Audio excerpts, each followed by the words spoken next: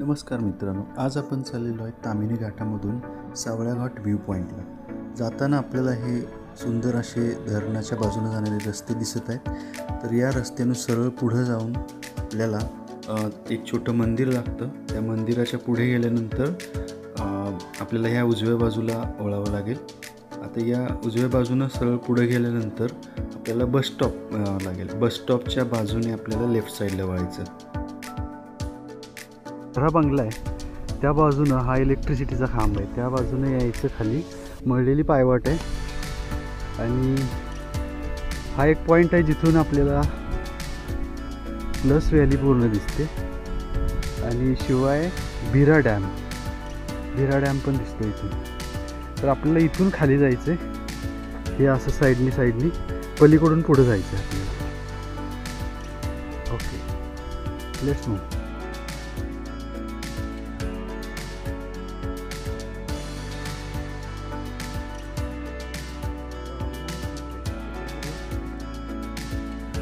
Construction चालू आहे इथे. या उजव्या बाजूनं या पायवाटेने सरळ जायचं आहे. असे काही मार्किंग्स लावलेले आहेत, त्याला फॉलो करत पुढं जायचं. हा रस्ता समोर जो दिसतोय तो वाळलेल्या एका झाडापर्यंत जातो.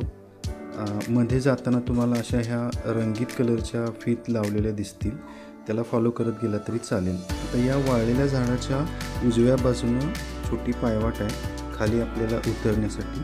तर या पायवाटेनं आपल्याला खाली उतरायचं आहे.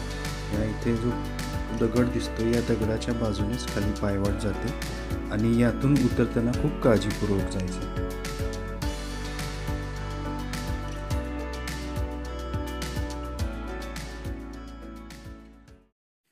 या वाळलेल्या झाडापासून खाली ही पायवाट येते. या पायवाटेनं सरळ खाली आल्यानंतर आपल्याला हे पाण्याचं पहिलं टाक लागतं. तर इथं येताना खूप काळजीपूर्वक, या रस्ता खूप घसरडा आहे आणि काळजीपूर्वक पायवाटेने या. तुम्हाला पूर्ण हा व्हॅलीचा व्ह्यू पण दिसत आहे.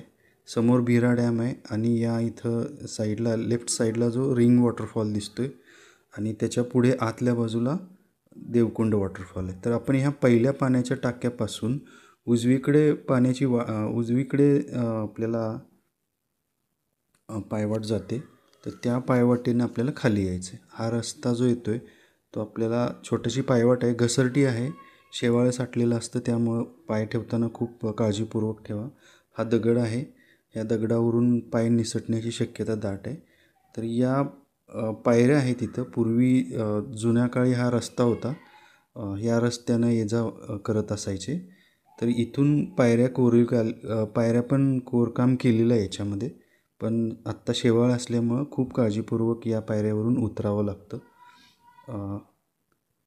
तर हळूहळू थोडंसं काळजीपूर्वक या रस्त्यावरून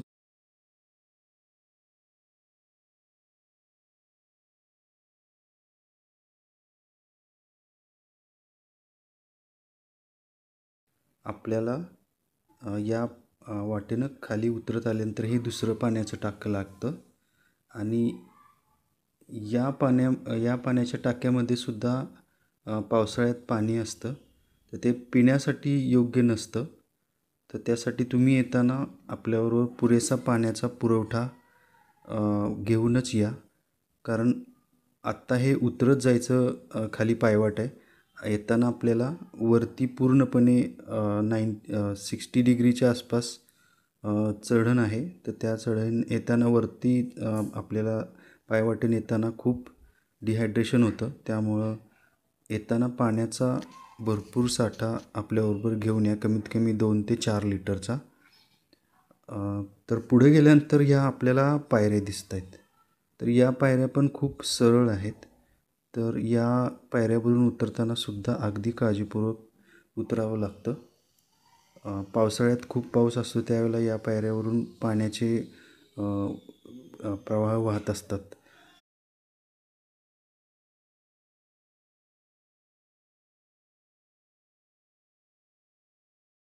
तर या पायऱ्यावरून आपण आता खाली आलो आणि या पायऱ्याच्या बाजूनं खाली उतरून आपण आल्यानंतर ह्या छोट्या पायऱ्या कार्व केलेल्या दिसत आहेत.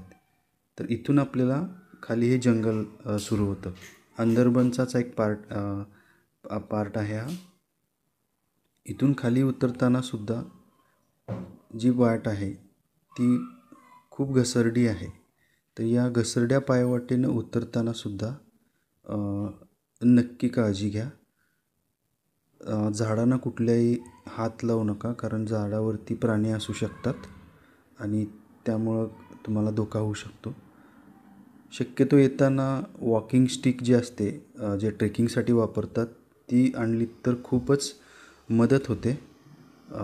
ट्रेकिंगचे शूज आपल्याबरोबर असतील तर चालताना पायाला ग्रीप मिळते, कारण या अशा प्रकारच्या पायवाटेवरून उतरताना पाय सहजपणे घसरू शकतात. आता या इथून पाहिलं तर पूर्णपणे असा हा उतार आहे. या उतारावरती सहजपणे चालता येत नाही.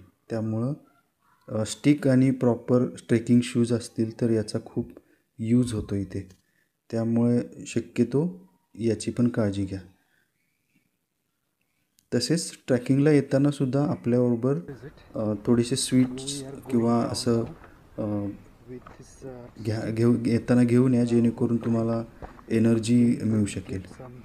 आता या पायवाटेनं आपण खाली उतरतो आहे. आजूबाजूला पाहताय तुम्ही खूपच दाट जंगल आहे आणि शक्यतो आता आज खूप ऊन आहे. त्या उन्हामुळं थोडंसं दमछाक होते आणि स्वेटिंग पण खूप होतं आहे. त्यामुळं डिहायड्रेशन जास्त प्रमाणात होते. त्यामुळं पाण्याचा जो वापर आहे तो खूप जास्त करावा लागेल इथं. आता आपण या पायवाटेनं पहिला उतार कंप्लीट करत आलो आहे जवळजवळ. आता इथून खाली उतरल्यानंतर परत आपल्याला ही चढण लागते. आता या चढण वरती जाताना सुद्धा काळजी घ्या.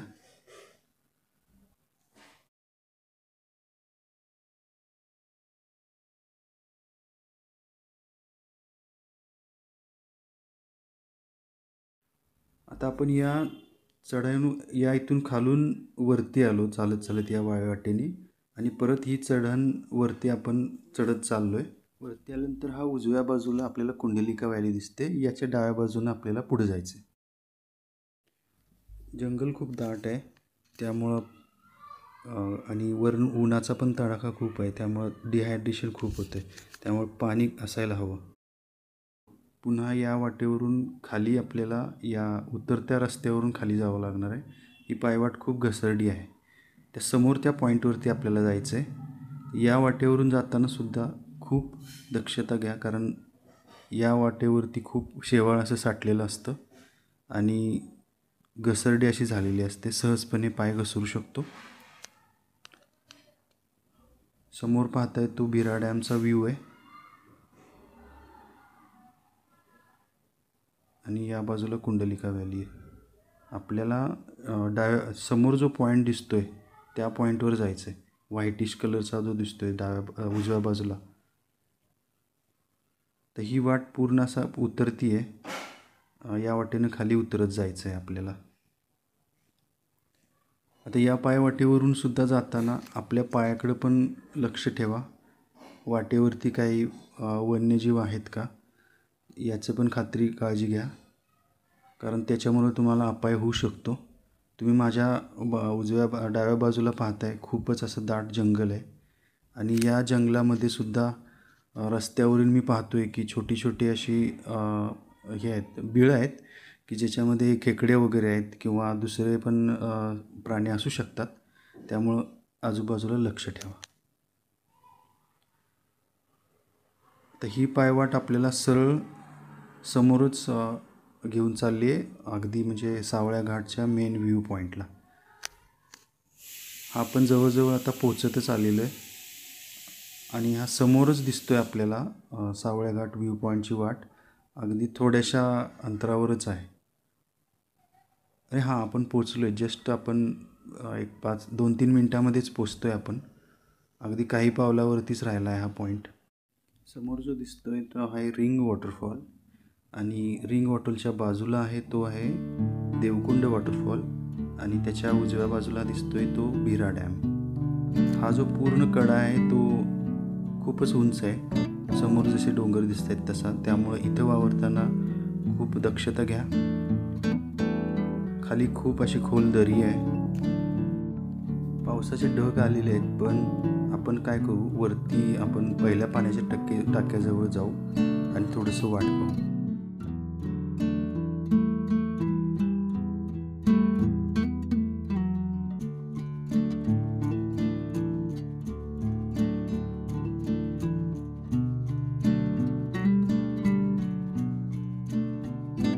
परत आपण पहिल्या पाण्याच्या टाक्याजवळ आलोय.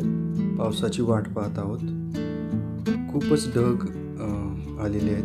वातावरण पूर्ण बदललेलं आहे. समोर पाहत आहात. आणि थोडीशी कॉफी करायचा मी प्रयत्न केला. इथे कॉफी तयार करून, ब्लॅक कॉफी होती, तयार करून या अशा वातावरणात गरम कॉफीचा आस्वाद घेतला. या बाजूला तुम्ही पाहत आहात की पूर्ण असे ढग भरून आलेत आणि वातावरण खूप चेंज झाले. सकाळी खूप ऊन होतं, आता संध्याकाळ झाली, त्यामुळे खूप पाऊस पडण्याची शक्यता आहे. ढग तर दाटून आलेत खूप. वाट पाहत आहेत आता पाऊस कधी सुरू होतोय. तोपर्यंत कॉफी. आणि काही वेळात पाऊस सुरू झाला.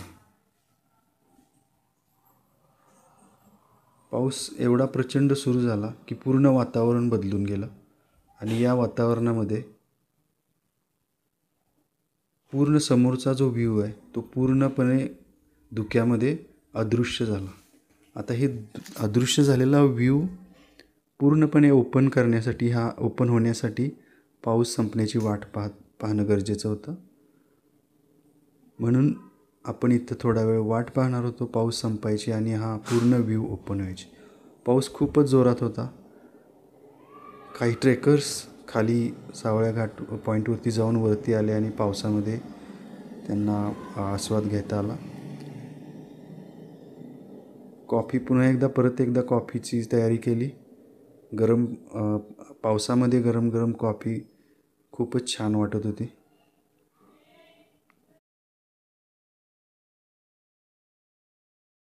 समोरून डोंगरावरून खाली कोसळणारे धबधबे पाहत कॉफी घेण्यात खूपच छान वाटलं.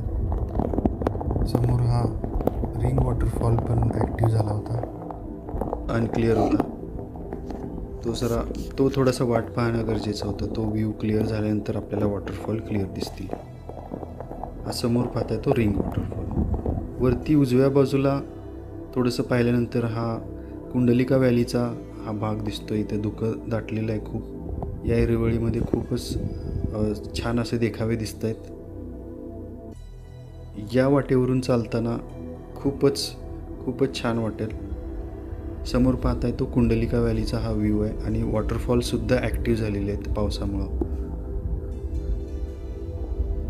अतिशय सुंदर असं दृश्य काही वेळातच बदलून गेलं. निसर्गाची ही किमया पाहताना खूपच छान वाटलं.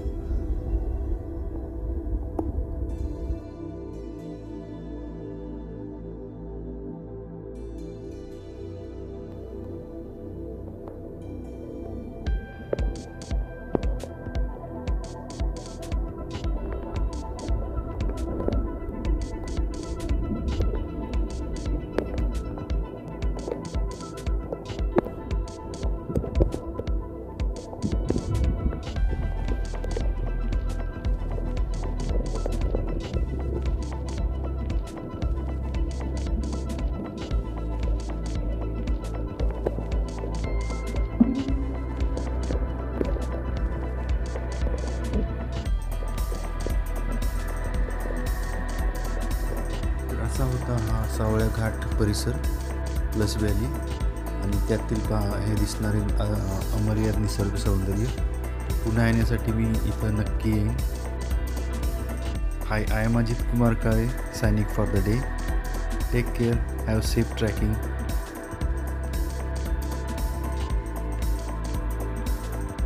बाय.